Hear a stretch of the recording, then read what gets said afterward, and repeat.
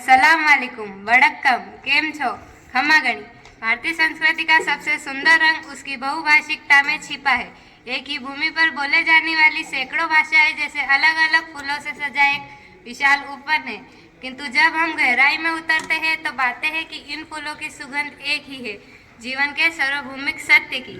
एक ही भाव, एक ही अनुभव, एक ही बुद्धिमत्ता को विभिन्न भाषाएं अपने अपने शब्द रंगों में लपेटकर प्रस्तुत करती है। यही आश्चर्य और यही एकता हमें भाषा उत्सव मनाने को प्रेरित करती है। हम आज कुछ ऐसी लोकप्रिय कहावतें आपके समक्ष रख रहे हैं जो अर्थ की दृष्टि से एक सी है, किंतु भारत की विभिन्न भाषाओं में अलग अलग शब्द वस्त्र पहने हुए हैं।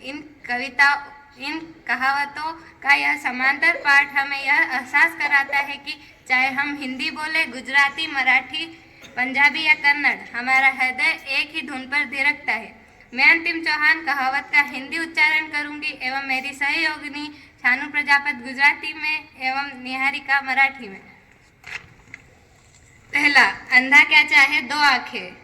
आंधळू शू जोई बे आंखड़ा। आंधळा काय हवाय दोन डोळे। अर्थात बहुत कम में ही संतुष्ट हो जाना। दूसरा, ऊँट के मुंह में जीरा। ऊँटना मुंहमा जीरा। उटियाच्या तोडन जीरा। अर्थात बहुत कम देना, नाम मात्र की चीज देना। तीसरा, नाच न जाने आंगन टेढ़ा। नाच ना आवड़े आंगण राखू। नाचेला येत नाही आंगण वाकू।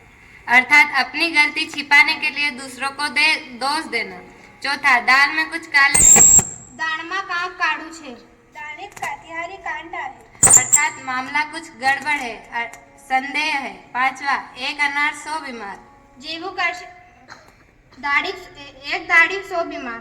एक दाढीम 100 आजारी। अर्थात एक चीज के लिए बहुत सारे दावेदार।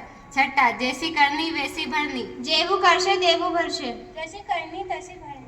अर्थात जैसा करोगे वैसा पाओगे। सातवां, ढाक के 3 पात। ढाकना 3 पान। डाकरे 3 पान।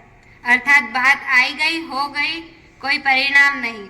आठवां, हाथी के दांत खाने के और दिखाने के और। हाथीना दांत खावाना अलग देखाडवाना अलग। हत्तीच्या दात खाण्याचे अलग दाखवायचे अलग। अर्थात बाहर से कुछ और अंदर से कुछ और। नौवां, घर का भेदी लंका ढाए। घरनो भेदी लंका ढावे। घरच्या भेदी लंका जाळतो। अर्थात अपने ही घर का कोई विश्वासघात करे। 10वां, अक्कल पर पत्थर पड़ना।